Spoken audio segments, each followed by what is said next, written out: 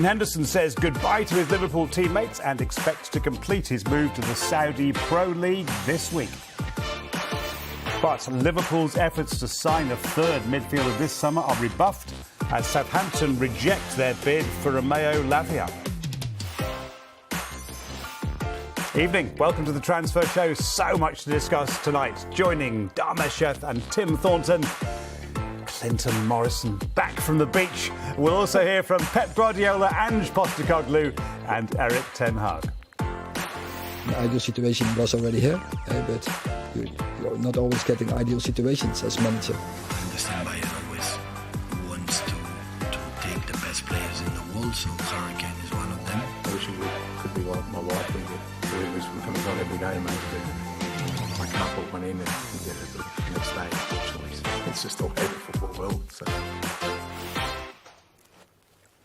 Well, let's start with Liverpool.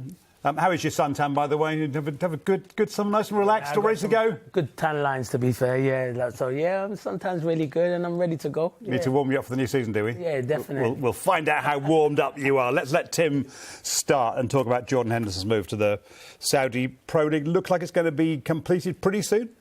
Yeah, Jordan Henderson has said goodbye to his Liverpool teammates. He should be confirmed as an Ettifaq player by the end of the week. It's a controversial move, of course, this one, isn't it? The fee, £13 million. It will bring to an end his 12-year career at Anfield. He's won 7 major trophies in that time. He tried to get clarity from Jurgen Klopp about how much playing time he would get next season before making this decision. But he joined up with the Liverpool pre-season training camp in Germany. He was left out at the opening friendly. He said his goodbyes to his teammates and returned home to undergo his medical and finalise the move. And now it is just the final details of this lucrative contract that I'm sure Clinton would love to sign. And it should be completed within the next 24 hours. Well, if Clinton was 20 years younger, it would be a possibility. So when you read this on your phone on the beach, what did you think? Listen, I was surprised because Jordan Henderson, I thought he'd stay at Liverpool. But then when the money that is being talked about, and a lot of people would say, it's not... The money that's being talked about there, Nick, at Jordan Henderson's age, you can understand why he's gone to Saudi Arabia. It's ridiculous. It's life-changing money for his family and stuff like that. And listen, a lot of people say the money he's on at Liverpool is life-changing anyway, but this is ridiculous money he's going to get. He's going to work with Steven Gerrard. It's a project. I mean, he wants to be part of the project. I think he's served Liverpool. Oh, come on. He's not going for the project. No, but... For the money. Well, obviously he is going for the money, but obviously Steven Gerrard is building a project there and he's thinking, I want to be part of that. But he definitely is going for the money. Nearly every player that's gone over there is going for the money. The money that's being thrown around there in Saudi Arabia is huge, astronomical. So everyone's going to want to go over there. You ask players now that are retired and he's coming to the end of their career, if they were offered what Jordan Henderson's getting, they're not going to say no. And I know it's the wrong thing to say, but let me tell you, no one is not going to turn down the reported sum, 700 grand a week, no chance. His reputation was really high, off the field as well as on the field. How badly is that potentially damaged? I don't think it's damaged. Not Jordan. Everyone who knows... I know him personally. I played with him when he was a youngster at Coventry. It's not damaged in my eyes for Jordan Henderson to go there. As I said, he's gone there. He wants to play football. He's getting a ridiculous amount of money. And at the end of the day...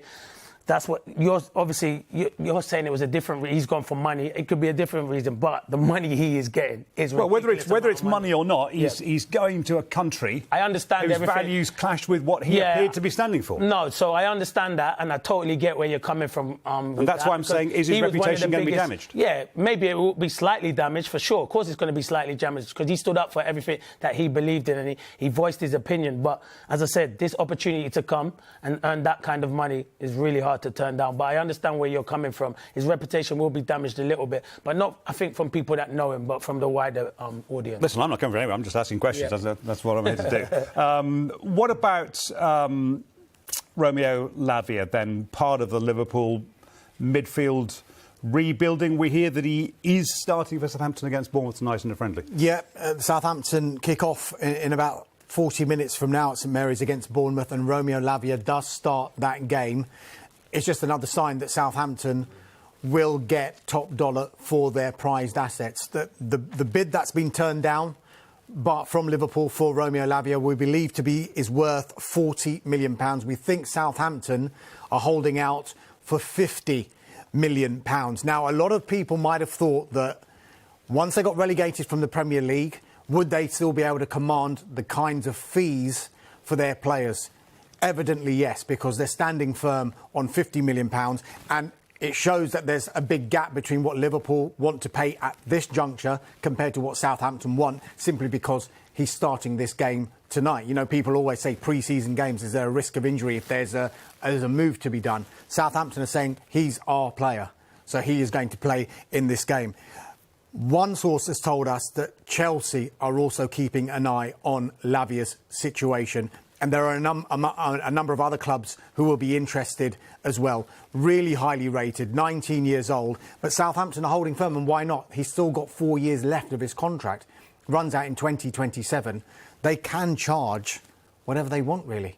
Great news for Southampton if Chelsea or anybody else is. Yeah, we will create a higher price. We'll create that bidding war that they Clinton, want. have you seen enough of Lavia to make you think Southampton are right to hold out for more than £40 million for a 19-year-old? A lot of money, but he's got talent. That's why they're holding out, because he's 19 years of age. Dom makes a great point. I think eventually they get him. And look, he's been doing this for many years, and it starts off now early in the window. Eventually, I think if Liverpool want Lavia, they'll go and get Lavia, because let's be honest, Southampton are in the Championship. He's not kicked up any noises yet, but he could easily go and knock on the manager's door and say, I want to go and play for Liverpool, one of the best teams there is in world football. So I think if Liverpool really want him, that deal will come. But first and foremost, the 40 million bid, yeah, it's probably not high enough for how Southampton rate him, and Dams has already just said it to you. He's got 4 years left on his contract. So they're going to play hardball. But eventually, I think that deal will. And Liverpool need to strengthen. Because if they've lost Jordan Henderson, they're going to lose Fabinho. That's two crucial players in their midfield. They do need to strengthen in that midfield area. Just a quick word on Fabinho. Tim, you had a little bit of an update on him? Yeah, this is something from The Athletic that David Ornstein has been reporting, that his proposed move to the Saudi club Al Ittihad is in jeopardy. We're still expecting this to go ahead as things stand, but he's reporting that there's been a delay to the process, and if the situation doesn't change, then he could rejoin Liverpool's pre-season training tomorrow. So Liverpool miles behind Manchester City last season. Have you seen enough of what's happening in the transfer window so far? McAllister's arrived, Szoboszlai arrived, to see that they're going to make more of a challenge? It's difficult. I think they'll make a challenge for sure. They need to strengthen more in midfield. I don't worry about Liverpool going forward scoring goals. Defensively, I think Van Dijk will have a better season than the whole back line. If they can keep everyone fit, Liverpool will be fine. But I still see Man City as they'll win it. I can't see anyone challenging Man City. I think they're awesome, man. I know they've lost players, but that could change. If someone like a Kyle Walker leaves, then who are you going to bring in to replace him? But then they still got João Cancelo. But I just know what Man City are like. They brought in Kovacic from Chelsea. He's an outstanding signing. No one really hasn't spoke about him. He's brilliant. But Liverpool will be there or there come the end of the season. I definitely think that, because what they've got is a top manager in Jurgen Klopp, and he will get the players in. They won't suffer like they did last season. OK. Let's talk about Manchester United. Striker is what Erik ten Hag is thinking about most now, yeah? Well, I mean, from the outset of this transfer window, even as far back as when Cristiano Ronaldo left the club in November, all of the talk around Manchester United was they need to strengthen and bring in a number 9. They decided to go short-term in January when they brought in Wout Weghorst, because they thought there'll be more options available to them come the summer. Lots of talk about Harry Kane. That looks almost impossible to do, simply because Tottenham won't sell to a Premier League rival, and also it'll be far too expensive for Manchester United to be able to do a deal for the transfer fee and the wages. But the player that they are focusing on is Rasmus Højlund, the Denmark international from Atalanta. United, I think, are getting encouragement that Højlund wants to go to Old Trafford. Personal terms, in that case, not expected to be a problem. It is, as it always is with transfers, the fee is the issue. Atalanta, I think, will sell. But their manager has been talking to the media in the past week or so, and he says, look, sometimes you have to consider huge bids. Sometimes a player and a club has to consider huge bids. But what they're talking about is 70, 80, 90 million euros for Højlund. I don't think Manchester United want to go that high, because they're very conscious of complying with financial fair play. And the information that I've got is, for this deal to happen, Atalanta would probably have to lower their demands so that United could comply with those FFP rules in order to bring someone like Rasmus Højlund to the club. Now, look, United are out in the US at the moment on their pre-season tour. Erik ten Hag has held a number of news conferences and they've been dominated by incomings and outgoings. But now that they've brought in Mason Mount and Andre Onana, the focus has been on a number 9. And this is what Erik ten Hag had to say in response to United's pursuit of a striker. We do everything what's in our power to get that done. And it's up to me, as soon as possible. How earlier, the better, because we have to integrate them in the team, in the way of play. So, in an ideal situation, he was already here, but you're not always getting ideal situations as manager, and that is, then you have to deal with the situation. You were asked about an attacker the other day. There's been a lot of talk since then. I just wondered if you've made any progress in getting that striker that you need over the line. We make progress, yeah. But if you know how it works. When we have him, we will tell you directly. Clinton Damesh said Weghorst was a temporary fix in January, and Edinson Cavani was a bit of a temporary fix when that happened as well. Why have they not found themselves a permanent number 9 before now? I know it's been a struggle. When you think of Man United, they've always had top-class number 9s over the years. I think the biggest struggle why they're struggling at the moment is the takeover. If the takeover had been sorted out, they would have had enough money, because I thought in my hearts of hearts that Harry Kane was going to go to Man United, and I would have said, had my blessing to go there, even being a Tottenham fan, a lot of people know, I would have said, Harry Kane, go there, you deserve. I think if Kane went to Man United, it'd take them to a different level, because I think instantly you raise your game. I think you'd see the best of Marcus Rashford, what we've seen, the likes of Jadon Sancho. I think that took Man United to a whole different level. You look at the likes of Bruno Fernandes, Casemiro. Man United are not miles away, they're not miles away from challenging, but they need a centre forward. I've always been told, and it was something, you're only as good as your number 9. If a number 9 gets you 20 to 25 goals in the Premier League, you've got a great chance. So Harry Kane did that in a struggling Tottenham Hotspur team last season. So if Man United could have got him, I thought it'd have been a brilliant signing. But they do need a number 9. But what I've seen of them this pre-season, and I know people will say it's only pre-season, one player in particular who looks good is Jadon Sancho. He looks sharper, he looks fitter. If they can get their best out of him, they've got a good player. That's almost like a new signing, isn't it? Exactly. So are they anywhere near being able to challenge Manchester City? If they can get a number 9. They need to get a number 9 who could score goals. A world-class number 9 as well. Because that's the biggest thing. If you look at what Man City have got, they've got the best in the business in Haaland, who was brought in to score the goals, and he did score the goals, and they won everything last season. And I know they've got the likes of Kevin De Bruyne and stuff like that, but they need a number 9. If they've got a number 9, I still believe they're 2 or 3 players short, but it gives them a great opportunity of challenging Man City. I still think Man City are the favourites for me because they're outstanding. But one thing I will say, Onana, Mason Mount's a good signing, because one thing he'll do, he'll press all over in that midfield, but Onana's a top-class goalkeeper. And if you want to play, goalkeepers now want to play out from the back. He's brilliant. I saw him at Inter Milan. Yeah. He can make saves and he can play as well. They'll be comfortable and they will trust him. So they've done good business so far, but they do need a number 9. What about other potential arrivals, Danish? Yeah, I mean, arrivals-wise, I think will depend on if they can recoup some money from potential areas that they would want to release players from. So the midfield area, I think they're looking at other areas in the pitch, but in midfield in particular, Sofiane Amrabat is a name that won't go away. The Fiorentina midfielder played so well for Morocco during the World Cup. Clinton likes him. I like him. Didn't play so well in the Europa Conference League final, but let's judge him on the World Cup as far as United fans are concerned. But I think for United to go into the market and bring in someone like Amrabat, I think they would need to recoup some money and release a player from the midfield area. That there are a number of players that they could release, the likes of Fred and Donny van der Beek as well, who's even questioned his own future at Manchester United following that friendly where he scored against Lyon last week. So those are probably the areas there in central defence where potentially there could be incomings, but there would have to be outgoings and a recoupment of money as well. Scott McTominay?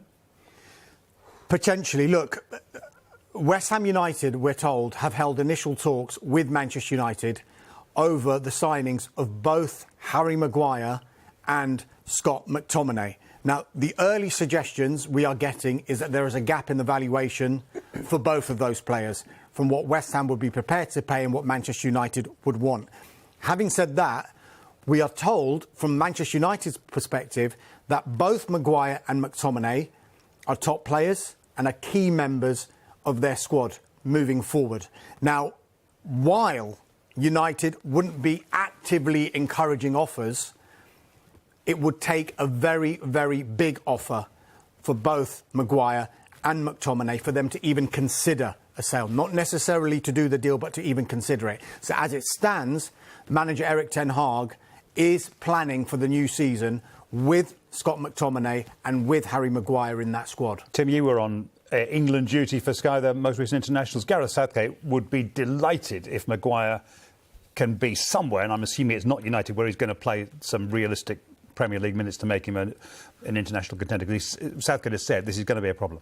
Yeah, I think it will be a problem. It's been a problem already, but Gareth Southgate knows that he's delivered for England, so he's kept faith with him. But the longer this goes on, the more difficult that becomes. And with the European Championships just around the corner, Clinton, does he have to move? Yeah, I think he has to move for his own sake. Listen, no one likes to leave Man United. You're always told stay at the best club in the world. They are the best club in the world. Are they? When I was playing, they were the best club. Everyone, you'd walk up. That was decades ago. Yeah, but you walk up the motorway to go and sign for that football club, and I still think they're a huge football club. Their fan base is fantastic. But the problem you have with Harry Maguire is, how long does his England career is on the line here? Listen, it's not on the line. He'll always get picked by Gareth Southgate. But when do you become a regular? If you're not playing enough football at Man United, which I don't see him playing, I think Martinez and Varane are the first choice. And you've got to understand, Lindelof came in last season and was outstanding. He's the third choice. And I know you get injuries, and Ten Hag says he wants to keep Harry Maguire. But if you look at it, I think maybe it's best if Harry Maguire moves on, because he can go to a lot of Premier League teams. I think he's still got a lot to offer. He's an outstanding centre-half, but he's just not fitting into Man United at the moment. I think Martinez, Varane, Lindelof are ahead of him. Yeah, you say those three players, even Luke Shaw was getting in ahead of Harry Maguire last season. But there's an interesting development in pre-season as well, with Manchester United offering Johnny Evans a short-term contract that only covers pre-season. But I just go back to that statement that Manchester United made when they announced that they'd signed him on a short-term contract, and that was that in first-team training sessions, Johnny Evans had impressed Erik ten Hag and the coaching staff.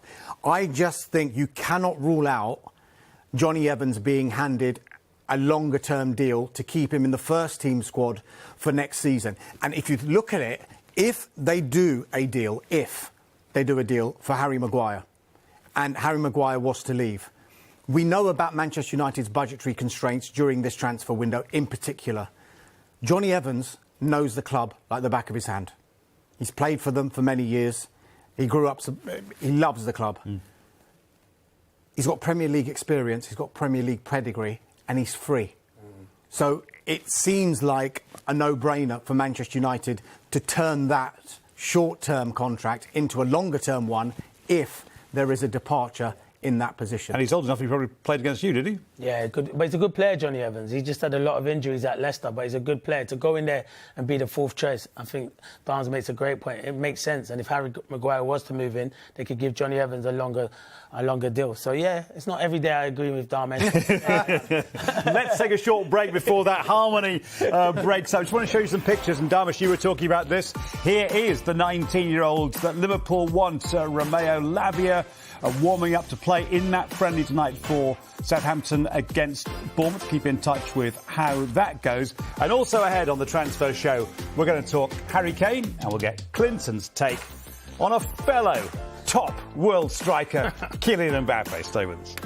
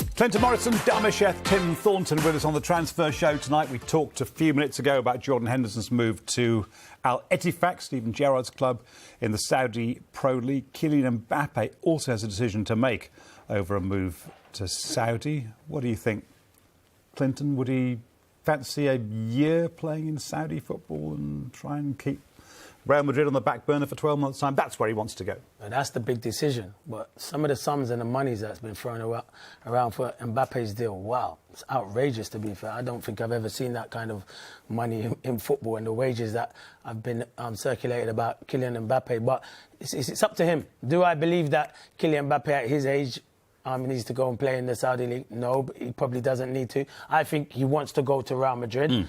But obviously, he's got a year to go. PSG are thinking, we don't want you to walk on a free to Real Madrid. We want to get some money. And this money, what's been offered at the moment is ridiculous amount of money. But Kylian Mbappe's got that decision to make. Does he go to the Saudi League and play for a year and have a year contract there and then walk on a free to Real Madrid? There's a lot of discussions to make. But I'm looking at Kylian Mbappe and I'm thinking the stage where he is in his career, I think he want to go Real Madrid now. But PSG are not going to let that. But me and Dance were just talking there.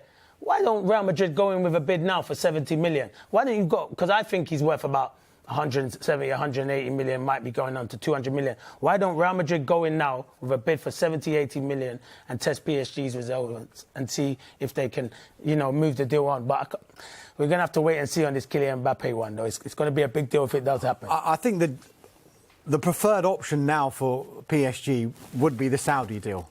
Because he's away from European football. He's not going to go to a Champions League club to challenge PSG for the trophy that they cover more than any other one. But that might not happen. And like Clinton said there, I just don't understand the position that they put themselves in now. It is kind of a no-win situation PSG are in now. And they can blame Kylian Mbappe as much as they want because they probably thought when he signed that new contract, there was an element of trust that he would trigger that option. There's no guarantee you're going to do that. And now here we are, a year after he signed a so-called 3-year contract, which ended up being a 2-year contract plus 1 year, with the player's option being the 1 year. We're in a position where he's in the final year of his contract again, and he says he's not going to sign a new deal. He says, I've done nothing wrong. I'm seeing out my contract. I'm honouring my contract. But PSG stand to lose the value of a player who, like Clinton said, could be worth up to £200 million, some would say. The later we get in this window, though, the more pressure PSG are going to be under. And I think that's when maybe Premier League teams potentially could come into the equation. Do they do a loan move for Kylian Mbappe? PSG don't want him to go to a Champions League rival either. There's so many caveats to this deal. PSG might not have a choice about where he goes, though, because it's going to be up to him. OK. I think we might just be talking about this again in future days, just possibly. And about this, actually, Harry Kane going to Bayern Munich or not? Some news, Tim, this afternoon from Germany? Yeah, our colleagues in Sky Germany, they're reporting that Bayern Munich are increasingly confident that they can sign Harry Kane from Spurs this summer. They believe he will become a Bayern player if they can agree a fee with Spurs, which is a big if. Our colleague Florian Plettenberg is reporting that Bayern's chief executive Jan Christian Driesen and their technical director Marco Nepp want to meet with Daniel Levy for face-to-face talks, preferably this week. And Bayern want to treat Spurs with respect. But speaking overnight, Ange Postecoglou, of course, he's been asked about this again, and I'm sure he'll continue to get asked about it. And he says that nothing has changed from 2 days ago. So that's where we're at with it. It's a difficult one for Spurs. Harry Kane, we know that he's ultra-professional. He'll just get on with his football. But Clinton, we've got two of the biggest stars in world football here, two of the best strikers in world football, and we don't know where they're going to be playing their football next season. Yeah, at the end of the season, I honestly did think it was either Man United or he stays at Tottenham, because we all know he wants to break Alan Shearer's record, and we all know evidently he will do that. I think he will do that. He's been fantastic. So, but it's a difficult one, because if Bayern Munich, and this won't go away, and I don't think they will go away. I think Bayern Munich will keep coming and coming. And now I'm looking and I'm thinking to myself, every day I read stuff and I see stuff, I'm thinking the deal could happen for Harry Kane to go to Bayern Munich. I think it could possibly happen. And that's the first time I've ever thought, because I always thought if he didn't go Man United, stay another year, and he's not going to sign a new contract, stay another year. But one thing with Daniel Levy, he's a hard taskmaster to beat. And he'll play hardball right to the end. This will go right to the end. I don't think this will be resolved in the next week or 2 weeks. This will go right to the end of the window. And if something does happen, I think he could become a Bayern Munich player. It would be a fantastic deal for Bayern if they can pull it off, because they haven't replaced Robert Lewandowski. They just won the Bundesliga in the last seconds, and Dortmund kind of threw it away. They've had a bit of turmoil behind the scenes as well. So it'd be both a statement and a massive upgrade on the team.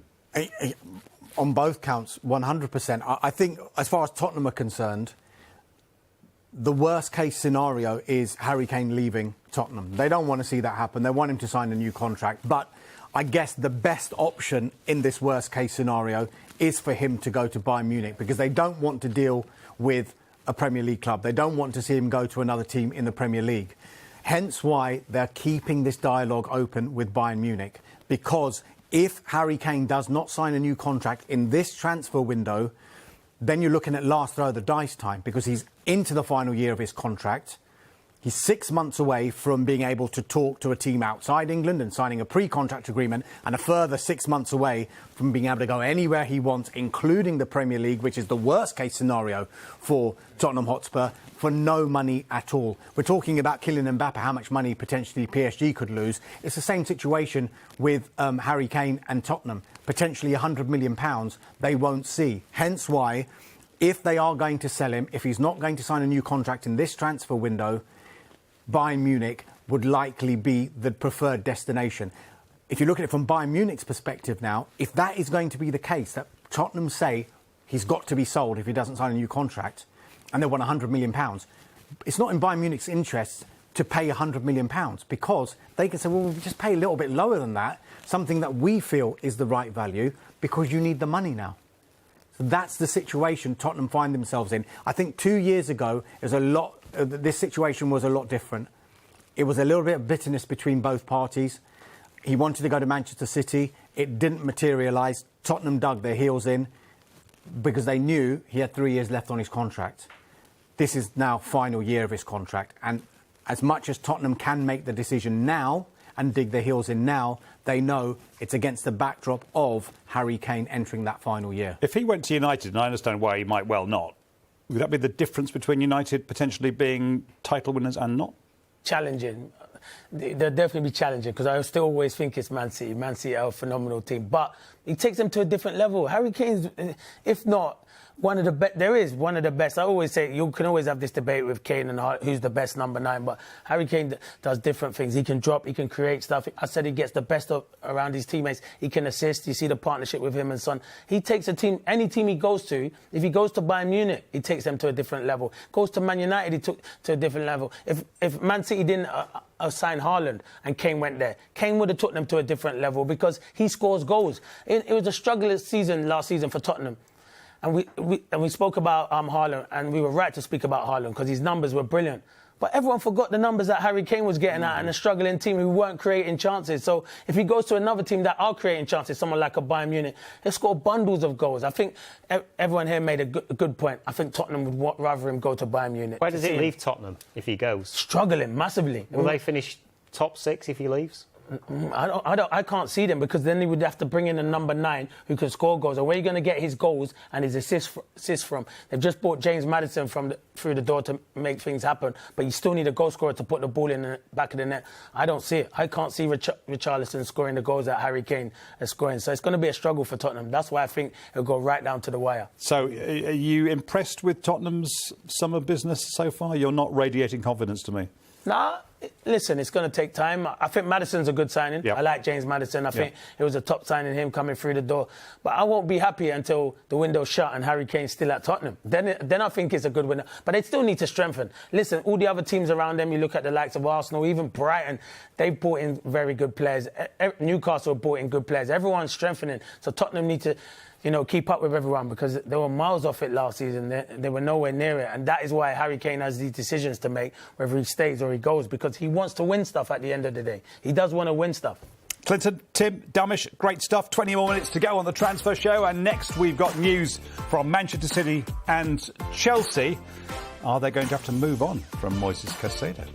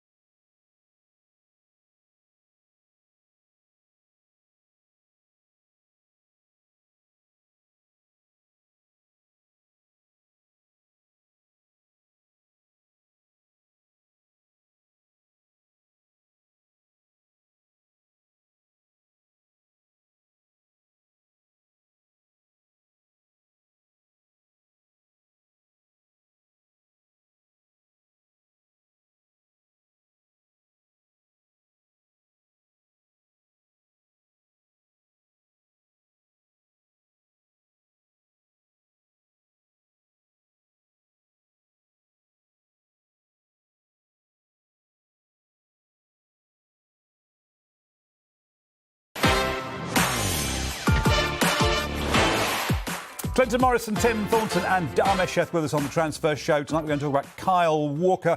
Going to get Clinton's views on Kyle Walker, which are very strong. Which way does he think? We'll find out after Tim Thornton's given us the latest news on his possible move to Germany. Yeah, well, City play Bayern Munich tomorrow in a pre-season friendly tomorrow night. So discussions are continuing over his future. This is the current situation. We understand that Walker has told Pep Guardiola that he's keen to speak to Bayern. He's got a year left on his contract. We understand that City want to offer him another year. He'd like 2.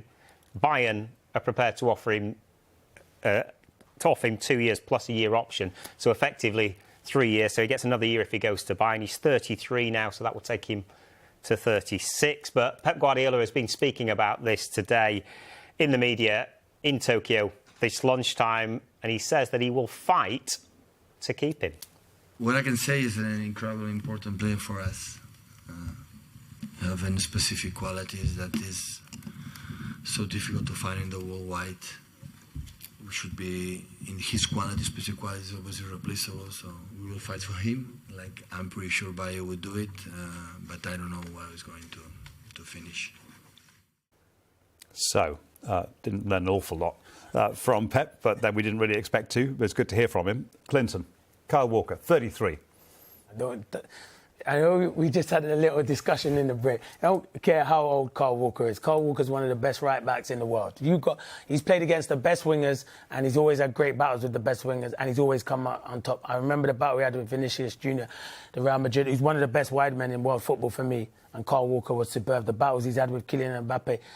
Everyone can talk about his age. Kyle Walker will show you the line as a winger and say, go on then, because he can match them with his pace. He's brilliant. He's outstanding for me. I think if he leaves Man City, it'll be a huge blow for Man City. It'll be hard for them to find a replacement. They have got young Rico Lewis, who's an outstanding youngster, and he's been in and around the first team, and I think he will improve. And the way they wanted to play with the fullbacks inside, yeah, Rico Lewis is comfortable in possession. But if you're talking for out-and-out defender, he's one of the best around, Kyle Walker. I think it's a great deal if he goes to Bayern Munich. To get 2 years there with the option of another year and going to a different country, playing for a top team like Bayern Munich. He's won everything at Man City. He has won everything, but be a huge blow for Man City if they lose him. So why are City not giving him a longer contract? Yeah, I'm surprised. At 30, as you said, he's 33.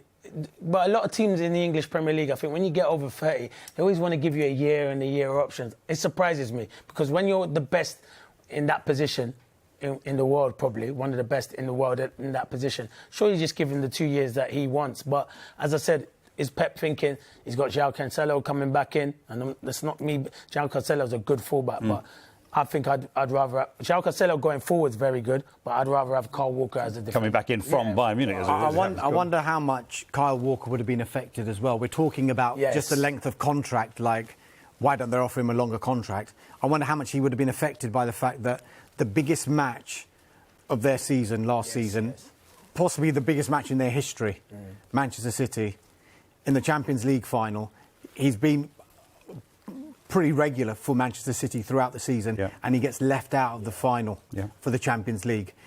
I'm sure he would have been disappointed. I know he did come on, but that would have had an impact on a player. And maybe, is that a message to Kyle Walker saying, or maybe I'm not going to be first choice moving forward at this club? So if he did go to Bayern, is that a factor for Harry Kane, thinking, well, one of my old mates is there?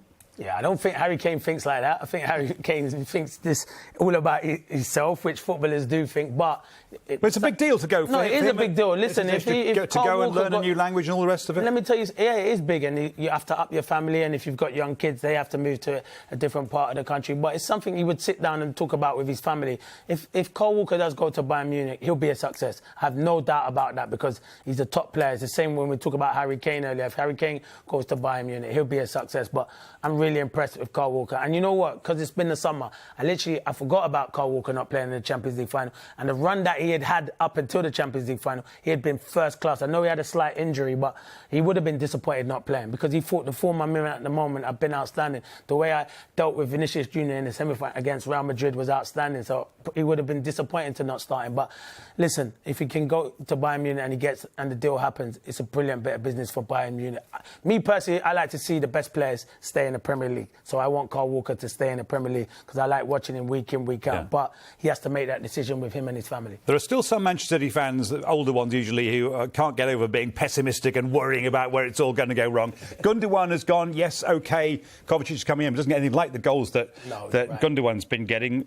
Mahrez is going, Walker may be going. Any concerns at all that the squad might not be quite as strong as last season? We can always have concerns, but one thing they've got Pep Guardiola, the best manager, and that club can attract the players. Listen, losing Gundogan, you're right, he's a top player. And they will struggle without him because he can get the goals. Kovacic is a fantastic footballer, but he doesn't get as much goals as him. Riyad Mahrez was in and out, but I like Riyad Mahrez. I think he's fantastic. For me, he's got one of the best touches I've seen in the Premier League. The way he can just stop the ball dead is fantastic. So they will miss him because he does get a lot of goals, a lot of assists, but they've got players, the likes of Foden, Jack Grealish has come of age. Alvarez as well. They've still got Haaland, they've got Kevin De Bruyne, they've got Bernardo Silva.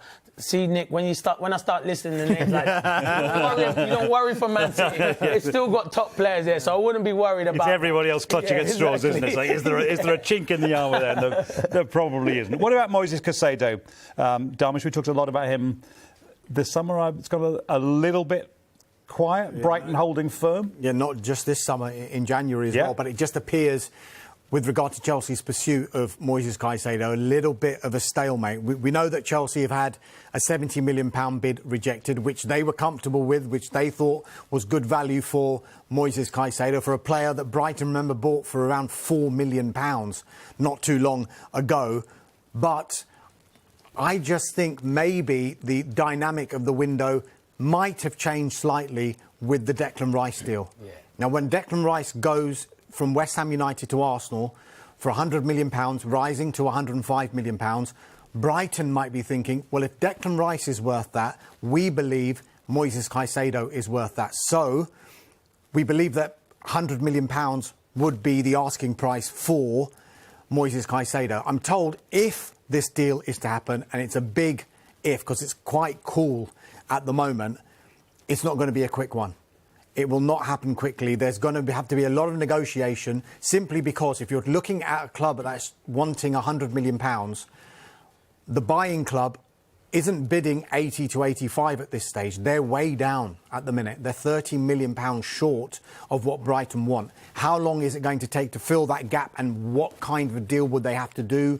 Initial payment structure, add-ons. It's clear Caicedo wants to go. We do believe that he wants to join Chelsea from Brighton, but he's with the Brighton squad at the moment in the US, wasn't involved in their squad that played against Chelsea over the weekend. Is it a good, fair comparison for Brighton to make? They're thinking, like Dharmesh says, they're thinking Caicedo equals Rice.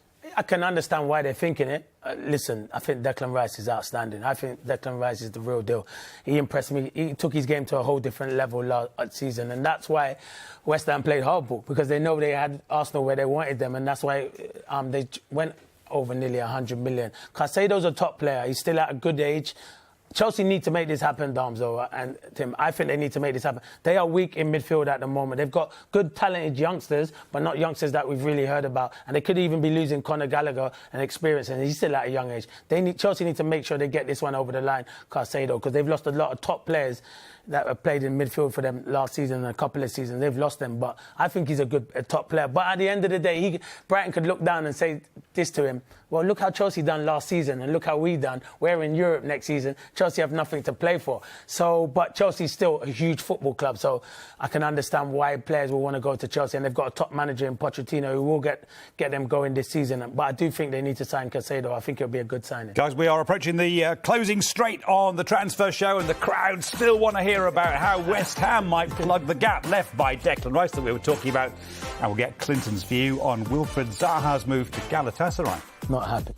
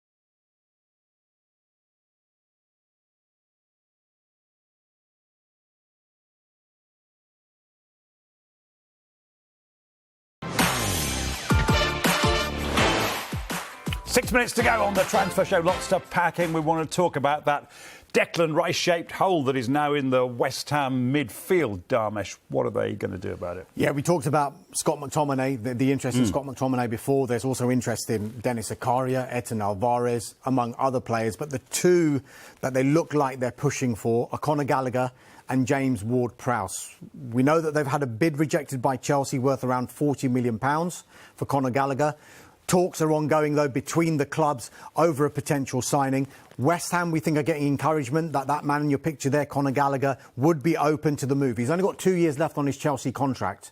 Chelsea are open to extending that deal further, but won't rule out a departure. But we think that if an agreement can be made, it will then be left down to the player, Conor Gallagher himself, to drive that move, whether he stays at Chelsea or indeed moves to West Ham. As far as James Ward-Prowse is concerned, we're told that West Ham have held talks now with Southampton over the signing of Ward-Prowse.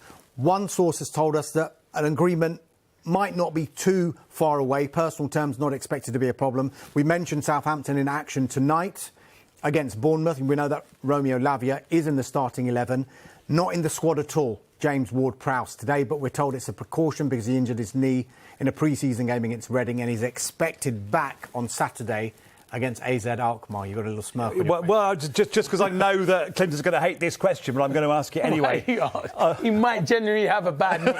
Why can't No. The The question is, if you're David Moyes and you had the choice of Ward-Prowse or Gallagher, which one are you more keen to get? That's difficult. Which is the better fit for West Ham? They can afford both of them, though, can't they? I think they need both of them. I do believe they need both of them. I think it's a big hole losing Declan Rice. I think Ward-Prowse would be fantastic. You've seen all his dead balls, set pieces he's got. And I think Conor Gallagher, the energy he gives you, fantastic. He can get you goals, and they need a bit of energy in that midfield. So if I'm David Moyes, I'm saying to the chairman, get me both. You ducked and weaved like a boxer there. Clever, fantastic work. Bournemouth closing out on a goalkeeper, Tim. Yeah, they've agreed a deal with Inter Milan for goalkeeper Ayanu Radu. It's a season-long loan. He's due to have his medical tomorrow. He's 26, a Romanian international. Now, Bournemouth were linked with the Newcastle goalkeeper Carl Darlow. He's now in advanced talks over a move to Leeds United, which then opens up what happens with Illan Meslier, the goalkeeper who was left out by Sam Allardyce towards the end of the season. Does it mean that perhaps he might move on this summer? He was a big hit with Leeds United until the back end of last season when it went wrong for him, but he's a very, very young goalkeeper still. Would you take him if you were a top Premier League manager, Clinton? Yeah, I probably would, because he's young. He's made a lot of mistakes, but you're right. He is a young goalkeeper, and he's had the experience of playing in the Premier League. So, yeah, I definitely would take him, because he's only going to get improving. Goalkeeper is one of the hardest positions. You can make a mistake on the pitch, centre midfield, you don't get punished. You make a mistake in goal, you get punished. Make a mistake as a striker, Clinton, as you well know, blast over the bar from 6 yards. Everybody remembers that. Let's talk about Wilfried Zaha, who is absolutely gutted. He's going to Galatasaray. Why is he going to Galatasaray? I don't know. I haven't spoke to him personally, but yeah, it's obviously surprising, because I thought I'm so surprised. I just said it to Tim and Dams that how a top 6 team didn't come in for Wilfried Zaha. He was on a free transfer, but I think if you speak to most Palace fans, they would have wanted him to stay, but. You know, he's served the club for many years. He's been their talisman. He's been outstanding for them. For him to go to Galatasaray, we wish him well, because you don't want him to be playing against Crystal Palace next season and scoring against them. So Palace fans are happy. But I was surprised he went to Galatasaray and not at the top 6 team in the Premier League. I was really surprised, because Wilfried Zaha on a free would have been a good signing for anyone. And you were making the point, Dharmesh, that he's not guaranteed to get Champions League football with Galatasaray. No, Galatasaray got to go through the qualifying stage first before they get into the Champions League proper. And they're 2-2 after their first leg. It is a big football club. Second leg to come. It's a fantastic atmosphere. Yeah, it's a whole new cultural experience and all that. News of an exit from Old Trafford today. Yeah, we were talking about Harry Maguire and Scott McTominay, but one that has been confirmed is Anthony Elanga. He's moved from Manchester United to Nottingham Forest, £15 million. I think Nottingham Forest will be pretty pleased with that business for a 21-year-old. 5-year deal until 2028. He's been at United since he was 12, since he was 12, so it ends a 9-year association with them. And I think that talks are still ongoing between the two clubs over Dean Henderson as well for another loan spell from Old Trafford to the City Ground. Is it going to be a success at Forest? Yeah, good signing. He's at a young age and £15 million. Alanga's a good player. I like him. He just needs an opportunity. He didn't get many at Man United. Good signing. There's a little voice that reminds me that Jesse Lingard made the same move 12 months ago. Everybody thought that was going to be a fantastic success. Yeah, I understand that, but he's younger. He's younger. He's got a point to prove it. And I'm not saying Jesse Lingard, he just went there, it didn't work out for him. But Alanga, he'll be a success there. They need wide players, and yeah, he'll do well there. Clinton, great pleasure to have you on the Transfer Show. Tim, likewise, and Darmish. Lots more transfer news to come. Tomorrow from Sky Sports News, Good Morning Transfers is on the air at 9 a.m. And then at midday, it is Transfer Talk. And this show is back at 7 tomorrow. And coming next, more transfer news coming up. And also, we're going to hear from the new Newcastle signing, Harvey Barnes. Stay with us.